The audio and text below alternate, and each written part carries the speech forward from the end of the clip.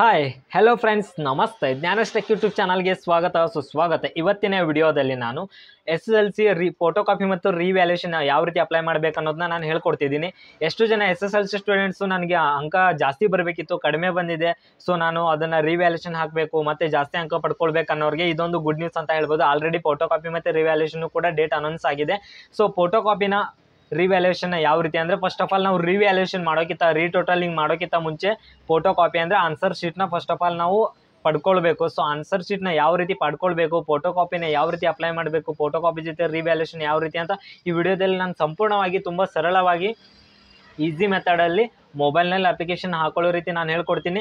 So ವಿಡಿಯೋನ ಕೊನೆವರೆಗೂ ನೋಡಿ. ದಯವಿಟ್ಟು ಚಾನಲ್ನ ಹೊಸೊಬ್ರು ಸಬ್ಸ್ಕ್ರೈಬ್ ಮಾಡ್ಕೊಳ್ಳಿ. ಏನಕ್ಕಂತಂದರೆ ನಾನು government job update, private job update, scholarship update ಹಾಗೂ ಇನ್ನಿತರ ಸರ್ಕಾರಿ ಸೇವೆಗಳೆಲ್ಲ ಅಪ್ಡೇಟ್ ಕೊಡ್ತಾ ಇರ್ತೀನಿ. ಅದೇ ರೀತಿ ಅಪ್ಲಿಕೇಶನ್ ಹಾಕೋದನ್ನು ಕೂಡ ಹೇಳ್ಕೊಡ್ತಾ ಇರ್ತೀನಿ. ಫ್ರೆಂಡ್ಸ್, ದಯವಿಟ್ಟು ಚಾನಲ್ ಸಬ್ಸ್ಕ್ರೈಬ್ ಮಾಡ್ಕೊಳ್ಳಿ. ಆದಷ್ಟು ಯಾರ್ಯಾರಿಗೆ ಕಡಿಮೆ ಮಾರ್ಕ್ಸ್ ಬಂದಿದೆ ಮತ್ತು ರೀಟೋಟ್ಲಿಂಗ್ ಹಾಕಬೇಕು ಅವ್ರಿಗೆಲ್ಲ ಶೇರ್ ಮಾಡಿ ಅಂತ ಹೇಳ್ತಾ ನಾನು ಈ ವಿಡಿಯೋನ ಬೇಗ ಸ್ಟಾರ್ಟ್ ಮಾಡ್ತೀನಿ, ಜಾಸ್ತಿ ತಡ ಮಾಡಲ್ಲ. ಸಬ್ಸ್ಕ್ರೈಬ್ ಮಾಡ್ಕೊಳ್ಳಿ ಅಂತ ಹೇಳ್ತಾ ಬನ್ನಿ ಯಾವ ರೀತಿ ಅಪ್ಲಿಕೇಶನ್ ಹಾಕಬೇಕು ಅನ್ನೋದನ್ನ ಹೇಳ್ಕೊಡ್ತೀನಿ. Okay friends, let's go.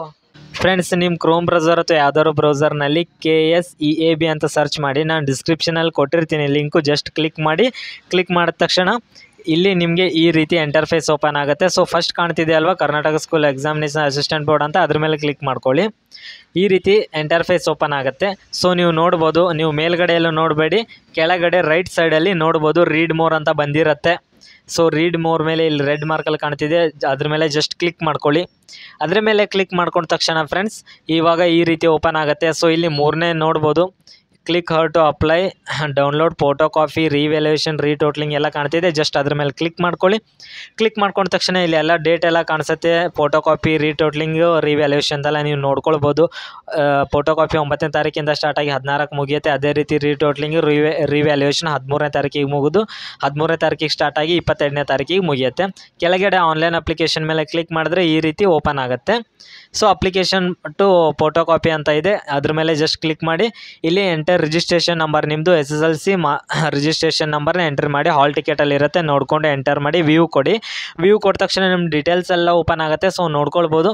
ಅದೇ ರೀತಿ ಕೆಳಗಡೆ ಸ್ಕ್ರೋಲ್ ಮಾಡಿದ್ರೆ 6 ಸಬ್ಜೆಕ್ಟ್ ಕೂಡ ಬರುತ್ತೆ. ಸೊ ನೀವು ಯಾವುದನ್ನು ಫೋಟೋ ಕಾಪಿ ಪಡ್ಕೊಳ್ಬೇಕಂತ ಇದ್ದೀರಾ ಅದ್ರ ಮೇಲೆ ಯಾವ ಸಬ್ಜೆಕ್ಟ್ ಬೇಕಲ್ಲ ಅದನ್ನು ನೋಡ್ಕೊಳ್ಳಿ. ಅದನ್ನು ನೋಡಿಕೊಂಡು ಅದ್ರ ಮುಂದ್ಗಡೆ ಎಸ್ ನೋ ಅಂತ ಎಲ್ಲ ಕಾಣಿಸುತ್ತೆ. ಸೊ ಇದ್ರ ಮೇಲೆ ನಿಮ್ಗೆ ಈ ಸಬ್ಜೆಕ್ಟ್ ಇವಾಗ ಮ್ಯಾಥ್ಸ್ ಬೇಕಿದ್ರೆ ಎಸ್ ಅಂತ ಕೊಡಿ. ಸೊ ಇವಾಗ ಎಕ್ಸಾಂಪಲ್ ಮ್ಯಾಥ್ಸ್ ಸಬ್ಜೆಕ್ಟ್ ನಿಮ್ಮದು ಫೋಟೋ ಕಾಪಿ ಬೇಕಿದ್ರೆ ಎಸ್ ಕೊಡಿ. ಅಲ್ಲಿ ಮುಂದ್ಗಡೆನೇ 400 ರೂಪೀಸ್ ಶೋ ಆಗುತ್ತೆ. 1 ಸಬ್ಜೆಕ್ಟಿಗೆ 400, 2 ಸಬ್ಜೆಕ್ಟ್ಗೆ 800, ಅಂದರೆ ಒಂದೊಂದು ಸಬ್ಜೆಕ್ಟ್ಗೆ 400 ಆ್ಯಡ್ ಆಗ್ತಾ ಹೋಗುತ್ತೆ. ಸೊ ಇವಾಗ 1 ಸಬ್ಜೆಕ್ಟ್ಗೆ ನಾನು 400 ಸೆಲೆಕ್ಟ್ ಮಾಡ್ಕೊಂಡಿದ್ದೀನಿ. ಸೆಲೆಕ್ಟ್ ಮಾಡ್ಕೊಂಡಾದ್ಮೇಲೆ 400 ಇವಾಗ ಆಗುತ್ತೆ. ಅದೇ ರೀತಿ ಕೆಳಗಡೆ ಸ್ಕ್ರೋಲ್ ಮಾಡ್ಕೊಳ್ಳಿ. ಸ್ಕ್ರೋಲ್ ಮಾಡ್ಕೊಂಡ್ಮೇಲೆ ಕ್ಯಾಂಡಿಡೇಟ್ ಮೊಬೈಲ್ ನಂಬರ್ ಕೇಳುತ್ತೆ. ನಿಮ್ಮ ಫೋನ್ ನಂಬರ್ನ ನೀವು ಎಂಟರ್ ಮಾಡಿ. OTP ಬರುವಂಥ ಫೋನ್ ನಂಬರ್ ಎಂಟರ್ ಮಾಡಿ, ಇದು ಇಂಪಾರ್ಟೆಂಟ್ ಆಗಿರುತ್ತೆ. ಅದೇ ರೀತಿ ಮೇಲ್ ಐ ಡಿನೂ ಕೂಡ ನೀವು ಸರಿಯಾಗಿರೋ ಮೇಲ್ ಐ ಡಿನ ಎಂಟರ್ ಮಾಡಿ. ಆದ ತಕ್ಷಣ ನೀವು ಕೆಳಗಡೆ ಮತ್ತೆ ಸ್ಕ್ರೋಲ್ ಮಾಡ್ತಾ ಬಂದರೆ ಅಲ್ಲಿ ಅಡ್ರೆಸ್ ಕೇಳುತ್ತೆ. ಆಧಾರ್ ಕಾರ್ಡಲ್ಲಿ ಏನು ಅಡ್ರೆಸ್ ಕೊಟ್ಟಿದ್ದೀರಲ್ವ ಆ ಅಡ್ರೆಸ್ನ ಹಾಕಬೇಕಾಗಿರುತ್ತೆ. ಸೊ ಆಧಾರ್ ಕಾರ್ಡಲ್ಲಿರೋ ನಿಮ್ಮ ಅಡ್ರೆಸ್ನ ಎಲ್ಲ ಫಿಲಪ್ ಮಾಡಿ, ತಾಲೂಕು ಹಾಕಿ, ಪಿನ್ ಕೋಡ್ ಹಾಕಾದ ತಕ್ಷಣ ಕೆಳಗಡೆ ಮತ್ತೆ ಸ್ಕ್ರೋಲ್ ಅಲ್ಲೇ ಕೆಳಗಡೆ ಗ್ರೀನ್ ಮಾರ್ಕಲ್ಲಿ ಕಾಣ್ತಿದೆ ಜನರೇಟ್ OTP ಅಂತ, ಅದ್ರ ಮೇಲೆ ನೀವು ಕ್ಲಿಕ್ ಮಾಡಿ. ಕ್ಲಿಕ್ ಮಾಡಿದ ತಕ್ಷಣ ಫೋನಿಗೆ ಒಂದು OTP ಬರುತ್ತೆ, ಅದನ್ನು ಇಲ್ಲಿ ಎಂಟರ್ ಮಾಡಬೇಕಿರುತ್ತೆ. ಸೊ ಅದನ್ನು ಎಂಟರ್ ಮಾಡಿದ ತಕ್ಷಣ ಸಬ್ಮಿಟ್ ಮೇಲೆ ಕ್ಲಿಕ್ ಮಾಡಿ. ಕ್ಲಿಕ್ ಮಾಡಿದ ತಕ್ಷಣ ಇಲ್ಲಿ ಒಂದು ಅಪ್ಲಿಕೇಶನ್ ನಂಬರ್ ಬರುತ್ತೆ. ಇದು ಮಾತ್ರ ವೆರಿ ಇಂಪಾರ್ಟೆಂಟು, ಇದನ್ನು ಬರೆದಿಟ್ಕೊಳ್ಳಿ, ಸ್ಕ್ರೀನ್ಶಾಟ್ ತೆಗೆದಿಟ್ಕೊಳ್ಳಿ ಅಂತ ಹೇಳ್ತಿದ್ದೀನಿ.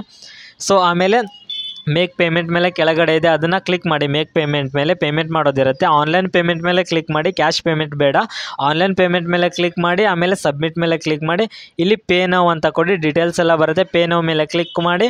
ಆವಾಗ ಈ ರೀತಿ ಕರ್ನಾಟಕ ಒನ್ ಅಂತ ಓಪನ್ ಆಗುತ್ತೆ. ಸೊ ಇಲ್ಲಿ ಚೆಕ್ ಬಾಕ್ಸ್ ಮೇಲೆ ಕ್ಲಿಕ್ ಮಾಡಿ, ಲಾಸ್ಟಿಗೆ RIZ ಇದ್ರ ಮೇಲೆ ಕ್ಲಿಕ್ ಮಾಡಿ.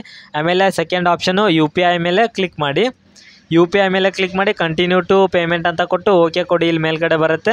ಆಮೇಲೆ ಇವಾಗ ಇಲ್ಲಿ ನೋಡಿ ಈ ರೀತಿ ಓಪನ್ ಆಗುತ್ತೆ. ನೀವೇನಿಲ್ಲ, ಜಸ್ಟ್ ಕೆಳಗಡೆ ಪೇ ಯೂಸಿಂಗ್ UR ಸ್ಕ್ಯಾನ್ ಅಂತ ಕಾಣುತ್ತೆ, ಅದ್ರ ಮೇಲೆ ಕ್ಲಿಕ್ ಮಾಡಿದ ತಕ್ಷಣ ಸ್ಕ್ಯಾನರ್ ಓಪನ್ ಆಗುತ್ತೆ. ನೀವು ಫೋನ್ಪೇ ಅಥವಾ ಗೂಗಲ್ ಪೇ ಸ್ಕ್ಯಾನ್ ಮಾಡ್ಬೋದು. ಸೊ ಈ ರೀತಿ ಸ್ಕ್ಯಾನ್ ಮಾಡಿಕೊಂಡು ನೀವು ಅಲ್ಲಿ ಪೇಮೆಂಟ್ ಮಾಡಬೇಕಾಗತ್ತೆ.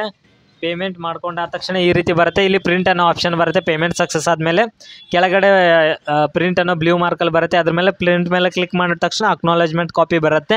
ಸೊ ಇಷ್ಟೇ ಫ್ರೆಂಡ್ಸ್, ನೀವು ಇದನ್ನು ಸ್ಟೇಟಸ್ ಕೂಡ ನೀವು ಚೆಕ್ ಮಾಡ್ಬೋದು. ಸೇಮ್ ಅದೇ ರೀತಿ ಪೋರ್ಟಲ್ಗೆ ಹೋಗಿ ಅಲ್ಲೇ ಹೋಗಾದ್ಮೇಲೆ ಆನ್ಲೈನ್ ಅಪ್ಲಿಕೇಶನ್ಗೆ ಹೋದರೆ ಇಲ್ಲಿ ನೋಡಿ ಪೇಮೆಂಟ್ ಸ್ಟೇಟಸ್ಸು ಅಪ್ಲಿಕೇಶನ್ ಸ್ಟೇಟಸ್ ಎಲ್ಲ ಇದೆ ಮೇಲ್ಗಡೆ, ಇಲ್ಲೆಲ್ಲ ಹೋಗಿ ಚೆಕ್ ಮಾಡ್ಕೊಳ್ಬೋದು.